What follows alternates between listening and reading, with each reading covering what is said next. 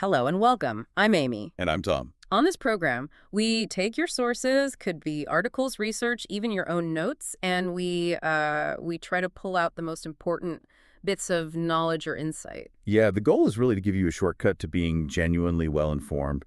We look for those surprising facts, maybe add a little humor, just enough to keep you hooked. And today, wow, our listener sent in some really compelling stuff. It focuses on a musician who, well, he holds a mirror up to some pretty big societal issues. That's right. We're looking at his unique way of singing the news, as it's Mhm. been called.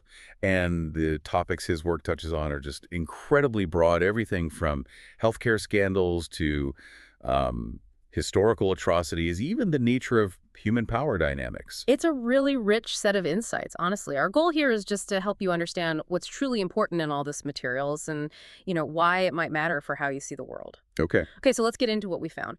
The sources really focus on this musician, Jesse Wells. He seems to have carved out this really unique space for himself. He takes these big stories, things really in the zeitgeist, the Yeah. spirit of the times. The cultural mood. Exactly, and turns them into these incredibly catchy songs. What really stood out to me from the sources was that he didn't actually grow up in a musical family. No, even though they were artistic. Mm-hmm. His mom painted murals, his dad did welding, that kind of thing, Yeah. but not musicians. Right. And it's interesting how he draws inspiration from folk singers like Woody Guthrie. Oh, yeah. Yeah, Guthrie famously sang the news, right? He liked telling it how it was. Mm-hmm. And Wells seems to see this as a really old human tradition, like bards, singing about current events. Ah, okay. But he also kind of romanticizes it as maybe a uniquely American thing Yeah. because of, freedom of speech allowing that kind of commentary. That makes sense. And his creative process, based on what we read, it sounds intense.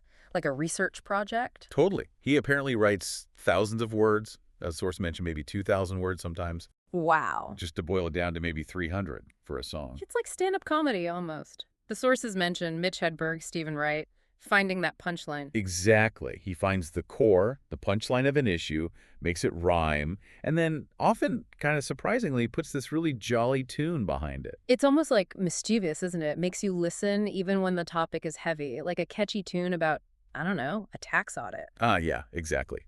It definitely makes dense stuff accessible, maybe deceptively so. And the sources point to his United Healthcare Guy song as a prime example. Right.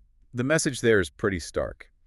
People pay for insurance, but then when they actually need it, when they get sick, they get denied. And no real consequences for the company, it seems. That's the core of it. And Wells doesn't just point out the problem. He really distills that perverse incentive, Oh.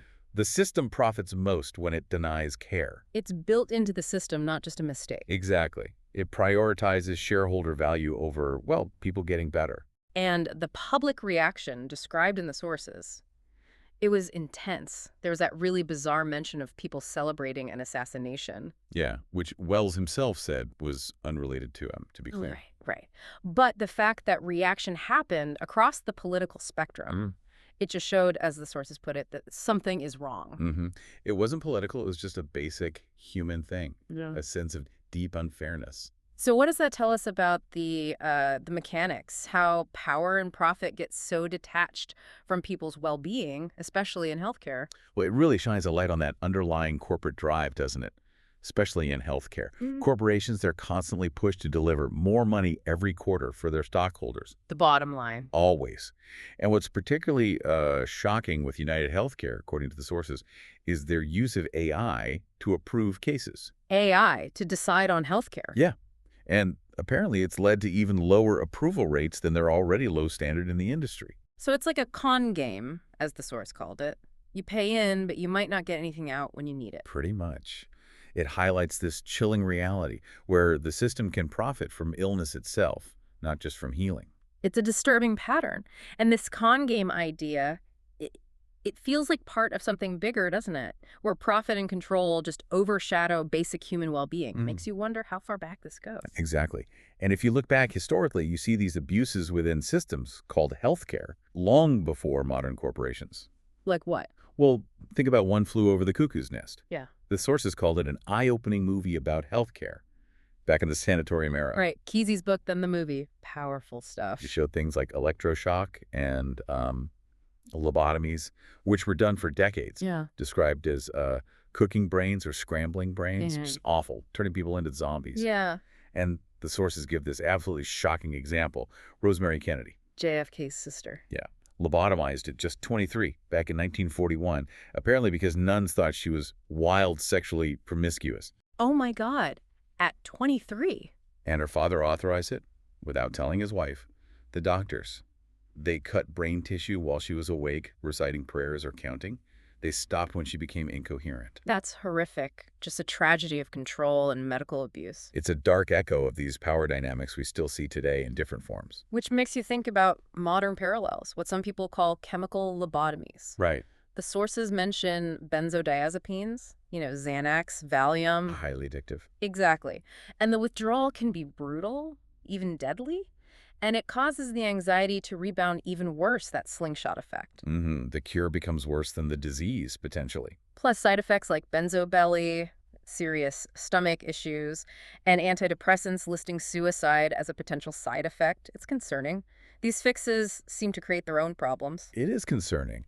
And yet, it's striking that the sources also mention alternative treatments that seem to get less attention. Like what? Ibogaine, for example, highlighted as super effective for addiction. Ibogaine. Isn't that psychedelic? It is. It apparently stops physical addiction and helps rewire the brain through this intense 24-hour sort of life review. But crucially, it's not recreationally abused. Huh. And Rick Perry, the former governor, advocates for it. Yeah, even Rick Perry. And psilocybin magic mushrooms are also mentioned as a natural tool, sometimes used through religious exemptions in certain churches. So why aren't these more widely used if they're effective? That's the million-dollar question, isn't it? It makes you Yeah. wonder about the systems in place. And this pattern, profit and control, it goes way beyond healthcare. Your sources bring up Smedley Butler. General Butler. Yeah, war's a racket. Highly decorated Marine general, right? But he came to realize wars were mainly about money. Exactly. Yeah. Protecting oil interests, banking, sugar. He saw it as just business, basically, using patriotism as a cover. It's a chilling perspective from someone who is so deep inside the military machine. And it gets wilder. The sources mentioned the business plot of 1923. What was that? Allegedly, a group of wealthy businessmen tried to recruit Butler to lead a coup, overthrow FDR, and install Butler as a kind of fascist dictator. Seriously, a coup plot in the U.S. That's what Butler testified to Congress. But incredibly, despite his testimony, nobody was prosecuted. Wow. That just shows the power these interests can wield, almost untouchable. It really does. And it's these kinds of horrifying, often buried histories that artists like Wells seem to dig up. His work isn't just about today's news. It's about the roots, the historical violence and control that still echo, like the scalp warfare stuff. Yeah, that's brutal.